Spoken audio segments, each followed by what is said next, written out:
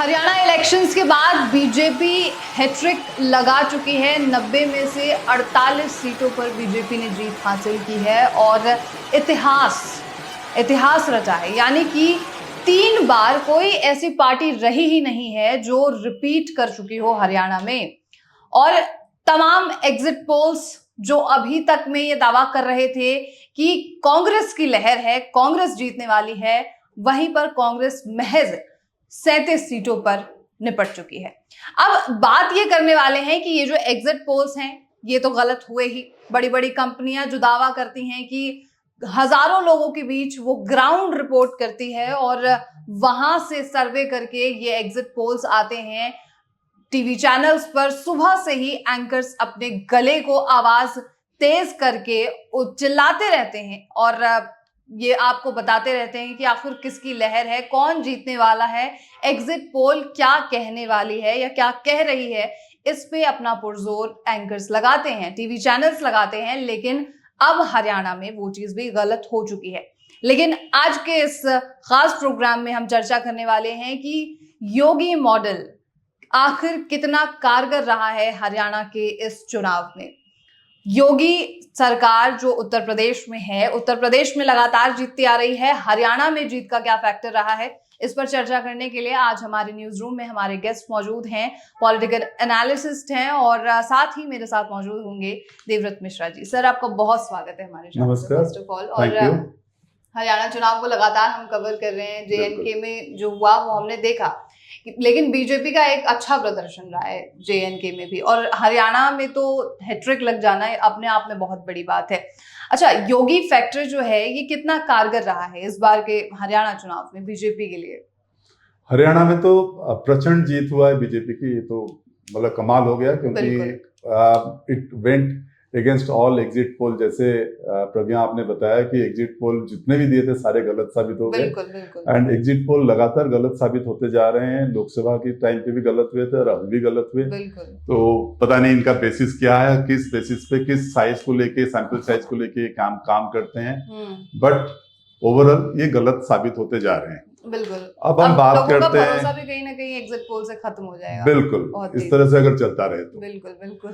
अब हम बात करते हैं कि योगी फैक्टर के ऊपर। आपको अगर थोड़ा सा आप इसमें देखोगे तो मोदी जी जो है थोड़ा सा बैकसीट लेने लग गए हैं। बिल्कुल। पूरा हरियाणा में उन्होंने 4 रैली किया था एंड JNK में भी उतने ही आसपास के रैली किए थे, एंड उस बीच में वो चले गए थे, झारखंड भी चले गए, महाराष्ट्र भी चले गए। तो थोड़ा कहीं ना कहीं अगर आप नोटिस करेंगे तो मोदी जी थोड़ा बैकसीट पे जा रहे हैं और बाकी लोगों को सामने आने देने। और बाकी लोग मतलब अभी योगी ही हैं, सबसे आगे हैं, और उन्होंने 14 रैली किए हैं और 21 कैंडिडेट के लिए उन्होंने 14 रैली किए हैं हरियाणा में, एंड बहुत ही सक्सेसफुल रहे। आप जैसे जानते हैं कि योगी कभी जब बोलते हैं तो कभी रुकते नहीं है, मतलब जो उनके दिमाग में होता है, जो दिल पे आता है वही वो बोल देते हैं। कोई रोक टोक नहीं होता है उनके, उसमें बोलते हैं। तो उनका जो एक लाइन था ना कि बटोगे तो कटोगे, वो बहुत काम कर गया। क्योंकि हिंदुओं में एक था कि जो एकता लाना था, उस बारे में उन्होंने उसको नोटिस किया। एंड कांग्रेस का जो खेल था कि जाति के बेसिस पे इनको हिंदू को डिवाइड करना है, उस पे उन्होंने बहुत क्लियरली हर जगह पे बोला कि बटोगे तो कटोगे, एक रहोगे तो टिके रहोगे। बिल्कुल। तो ये जो 20 जो प्रत्याशी थे उनके लिए रैली की और 13 उनमें से हरियाणा में जीते हैं, यानी कि 90%, तकरीबन 60% के आसपास हरियाणा में ये रिजल्ट आया है। और जम्मू कश्मीर में 90%, यानी 11 प्रत्याशियों के लिए रैली की गई थी और 10 उसमें से जीते हैं। तो ये जो योगी मॉडल है और योगी फैक्टर है, ये बीजेपी के लिए कितना कारगर होने वाला है आगे आने वाले समय में या चुनावों में भी? देखिए, बीजेपी के लिए योगी फैक्टर तो नेक्स्ट जो उभरता हुआ चेहरा है वो योगी का है। बिल्कुल। क्योंकि योगी उत्तर प्रदेश का जो डिबैकल हुआ था लोकसभा के टाइम पे, उसके बाद उन्होंने उसको एनालिसिस किया। उनके मन मुताबिक कैंडिडेट नहीं मिला था उस टाइम पे, और बहुत सारे फैक्टर्स था जिस वजह से यूपी में उन्होंने लूज तो नहीं कर गए थे, मतलब बहुत कम सीट उनको मिला था जो एक्सपेक्टेशन से बियॉन्ड था। उसके बाद से योगी जब आए यहाँ पे, योगी ने एक चीज एनालिसिस किया, एक चीज पे उन्होंने बहुत फोकस किया कि बटना नहीं है। दूसरा, उन्होंने बात किया विकसित हरियाणा विकसित भारत। बिल्कुल, तो इस पे बात किया एंड उन्होंने जो हर रैली पे, जैसे फरीदाबाद में, जब फरीदाबाद एनआईटी में रैली किया था और सारे वहां पे इतने सारे कैंडिडेट को उन्होंने जिताया था वहां पे, तो बेसिकली उनका यही कहना था कि आप लोग एक होके रहोगे तो आप जीतोगे और देश के लिए जो भी डेवलपमेंटल काम बीजेपी कर रहा है, he could manage to tell all those things to the public. Right, तो मतलब ये है कि एकता में ही शक्ति है और एकता से ही आगे बढ़ सकती है। कांग्रेस में कहीं ना कहीं ये एकता की बहुत ज्यादा कमी नजर आई है। आप एक और बात लगातार जो है बता रहे हैं कि बटोगे तो कटोगे का नारा जो है, हरियाणा में जो सबसे बड़ा मुद्दा कांग्रेस की तरफ से उठाया गया वो अग्निवीर का मुद्दा उठाया गया था, जो कि एक राष्ट्रीय लेवल का मुद्दा रहा है। और हरियाणा में अग्निवीर के इस योजना से कई लाभकारी लोग भी जुड़े हुए हैं, किसान के परिवारों से बच्चे आते हैं जो जुड़ते हैं। लेकिन फिर भी जो हरियाणा की जनता है, उन्होंने कांग्रेस के इस बड़े मुद्दे को दरकिनार करते हुए बटोगे तो कटोगे वाले नारे को लेकर कहीं ना कहीं वो इन्फ्लुएंस हुए। तो इसके पीछे की क्या वजह हो सकती है? इसमें मैं बताता हूँ, इसमें थोड़ा सा मैं बैकग्राउंड भी दूंगा। पिछले 4 महीने से अगर आपने देखा होगा तो आरएसएस ने जमीनी लेवल पे बहुत काम किया है। बिल्कुल। एंड योगी भी वही आरएसएस से आ रहे हैं। एंड आरएसएस ने 16,000 से ज्यादा छोटे छोटे मीटिंग किया है 4 महीने में, हर जिला पे जाके, हर लेवल पे जाके मीटिंग किया है। और ये सारे मीटिंग में एक ही ऑब्जेक्टिव उनका था कि जो जो काम हरियाणा में हुआ है उसके बारे में डिटेल में पब्लिक को बताना। और इस मामले में उन्होंने बहुत सक्सेसफुल रहे, क्योंकि जब आप 16,000 से ऊपर आप मीटिंग करोगे और ग्राउंड पे जाके लोगों को बताओगे तो लोगों में एक समझ आने लग गया था 4 महीने के अंदर। और उस टाइम पे जब योगी ने इस बात को फिर और एक बार दोहराया, एंड साथ में और एक मैं बताऊंगा, जो राहुल गांधी जब यूएस गए थे तो वहां पे उन्होंने एक स्टेटमेंट ऐसा दे दिया था कि अगर हम पावर में आएंगे तो आरक्षण को मिटा देंगे, खत्म कर देंगे, रिजर्वेशन ही खत्म कर देंगे। और इधर आके बोल रहे हैं कि जाति बेसिस पे वो रिजर्वेशन करेंगे। तो वो उनके लिए एक बैकफायर कर गया एंड उसका फायदा योगी जी ने उठाया। दूसरी बात है, कांग्रेस बार बार झूठ फैला रहे थे अबाउट अग्निवीर हो गया, अबाउट बहुत सारे जो इंस्टीट्यूशन है उसके बारे में झूठ बहुत फैला रहे थे। अग्निवीर को लेकर तो बहुत कॉन्फिडेंटली झूठ बोल रहे थे।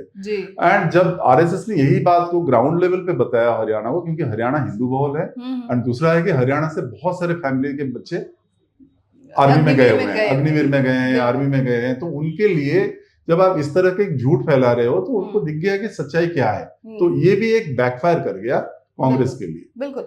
लेकिन अभी तक में जो चुनाव हुआ, इससे कुछ दिनों पहले तक भी, मान लीजिए 1 हफ्ते पहले तक ही हरियाणा की जनता का जो रुख नजर आ रहा था, मीडिया तो खैर छोड़ दीजिए, लेकिन अगर हम ग्राउंड लेवल की बात करते हैं, लोगों से बात करते हैं, तो वहां की जनता भी यही कहती नजर आई है कि इस बार कांग्रेस की जीत होने वाली है, हरियाणा में अब बीजेपी रिपीट नहीं करेगी। हाँ, लेकिन क्या ऐसी वजह रही, मतलब क्या गलतियां? इस पे मैं यही कहूंगा कि ग्राउंड में कुछ और हो रहा था और मीडिया में कुछ और दिख रहा था।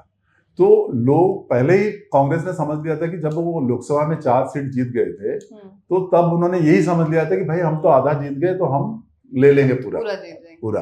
एंड उसमें क्या हुआ, जब उनको इतना ओवर कॉन्फिडेंस हो गया था कि उनका जो फीडबैक था वो ग्राउंड लेवल से आना बंद हो गया था। एंड उनका ओवर कॉन्फिडेंस इतना ज्यादा, कौन चीफ मिनिस्टर बनेगा उसको लेके पब्लिकली वो फाइट करने लग गए। तो कभी हुड्डा फैमिली को जब मिल गया चांस तो साथ में कुमारी सैलजा को इन्होंने इग्नोर करना स्टार्ट कर दिया।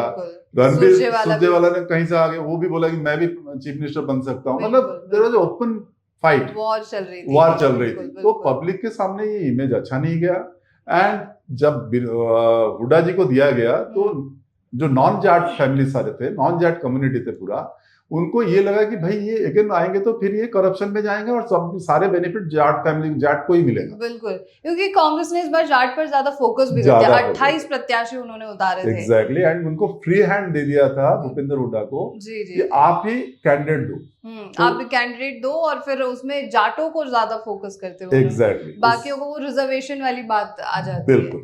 और यहाँ पर अब कांग्रेस जो है कहीं ना कहीं जो सिख वाला मुद्दा है उस पर घिर जाती है। उत्तर प्रदेश में मतलब योगी जी जो हैं वो हरियाणा में जाकर सिखों के मुद्दे को काफी ज्यादा उछालते हुए भी नजर आए हैं, और सिखों से नफरत है, कांग्रेस को इस तरीके का बयान भी उन्होंने दिया है।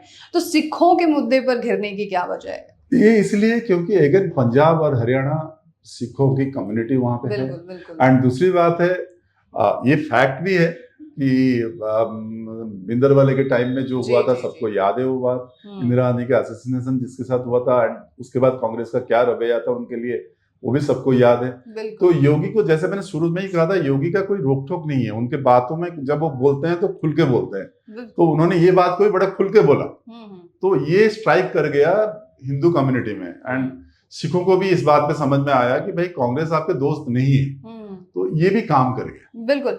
और दूसरी तरफ ये भी रहा कि बीजेपी ने जो जातिवाद तो हर खैर पार्टी करती है, लेकिन इतना खुल के चीजों को नहीं प्रदर्शित किया कि वो जातिवाद वाला फैक्टर, रिजर्वेशन वाला फैक्टर थोड़ा कम ही इधर रहा है।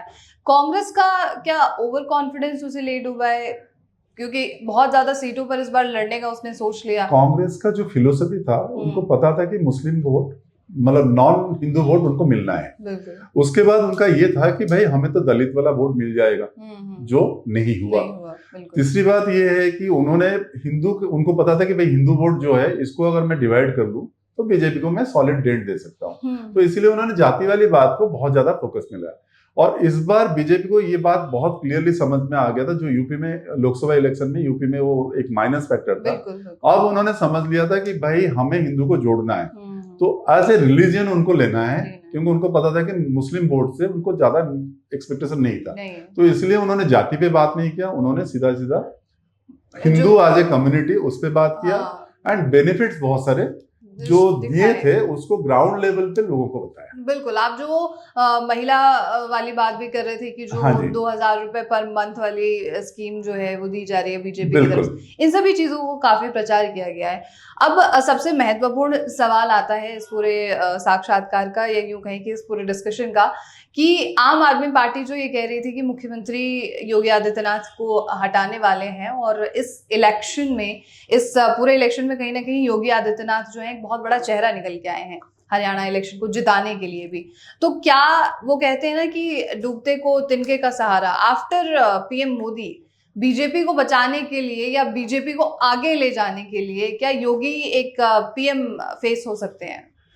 देखिए, बीजेपी एक कैडर बेस्ड पार्टी है, और इनका जो भी नेता होता है वो बेसिकली डेमोक्रेटिकली डिसाइड होता है। जी। और हाँ, अब के टाइम पे Yogi is the main face Modi के बाद, और कहीं कहीं अभी वो मोदी से आगे भी निकल गए हैं, क्योंकि हर जगह पे जब ये इलेक्शन कैंपेन में जाते हैं तो बड़े पॉपुलर फेस होकर निकलते हैं। जैसे जेएनके में भी हमने देखा है कि भाई 11 में से 10 कैंडिडेट जहां पे उन्होंने रैली किया था वो जीते, तो उन्होंने 5 रैली किए थे शायद, और इतने कैंडिडेट को जिता दिया था उन्होंने। तो Yogi is definitely the most debonair face of BJP right now after Modi.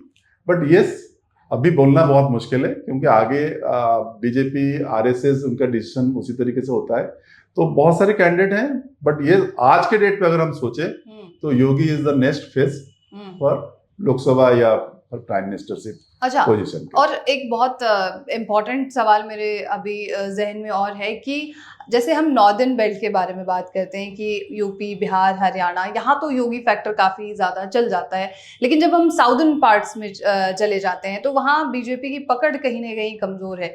तो क्या योगी मॉडल वहाँ पर काम कर पाएगा या नहीं कर पाएगा, इसके बारे में अगर आप कुछ बता सकें। बिल्कुल, अभी जैसे साउथ की बात करें तो साउथ कभी भी बीजेपी का स्ट्रॉन्ग होल्ड नहीं रहा, नॉर्थ ईस्ट में आ गए बट साउथ में स्ट्रॉन्ग होल्ड नहीं रहा। एंड लास्ट टाइम भी जब इलेक्शन के कैंपेन के लिए योगी भी वहां पे गए थे, चलो रैली बहुत अच्छा हुआ था, भीड़ बहुत हुआ था, सब कुछ हुआ था, बट जब वोट पे कन्वर्ट हुआ तब वो नहीं मिला बीजेपी। तो अभी भी मैं कहूंगा कि नॉर्थ बेल्ट से ही, नॉर्थ एंड वेस्ट इसी बेल्ट से ही बीजेपी को मिलना है जो भी मिलना है। South will be still a मतलब फार डेस्टिनेशन, उस पर इनको बहुत ज्यादा काम करना पड़ेगा, टाइम लगेगा उसमें। राइट, क्योंकि मतलब जो साउथ के लोग हैं वो थोड़ा जमीनी प्रॉब्लम से ज्यादा जुड़ते हैं, ना कि रिजर्वेशन जैसी प्रॉब्लम से, मेरे हिसाब से कुछ चीजें उनके अटैचमेंट डिफरेंट, वहां पे डिफरेंट फैक्टर्स काम करते हैं, और नॉर्थ के फैक्टर्स बड़े डिफरेंट होते हैं। तो एंड आपने देखा भी होगा कि नॉर्थ से ही जनरली जो भी जीतता है वही मिनिस्ट्री बनाता है। बिल्कुल। Thank you so much sir, बहुत बहुत शुक्रिया आपका इस खास विश्लेषण के लिए और हमारे साथ जुड़ने के लिए। धन्यवाद, थैंक यू सो मच। तो हरियाणा इलेक्शंस के बारे में तो ये खास चर्चा हो गई, और योगी फैक्टर के बारे में भी आपको पता चला, लेकिन योगी फैक्टर और कहां कहां काम कर सकता है इस पर भी हम बहुत जल्द चर्चा करने वाले हैं। और जम्मू कश्मीर को लेकर भी एक जल्द ही चर्चा होने वाली है, क्योंकि ऐसा नहीं है कि बीजेपी अगर नहीं जीती तो बीजेपी ने कुछ कमाल नहीं किया है। 29 सीटें अगर बीजेपी लेकर आई है तो वो अपने आप में बहुत बड़ी बात है, लेकिन उस पर भी हम खास चर्चा करने वाले हैं। हमारे साथ फिर से हमारे गेस्ट मौजूद होंगे देवव्रत मिश्रा जी, और उनसे ही हम चर्चा करेंगे JNK पर भी। आपकी क्या राय है इस पूरे विश्लेषण को लेकर, ये हमें जरूर बताइएगा। और ऐसे तमाम खबरों के लिए अपना शौक के साथ बने रहिए।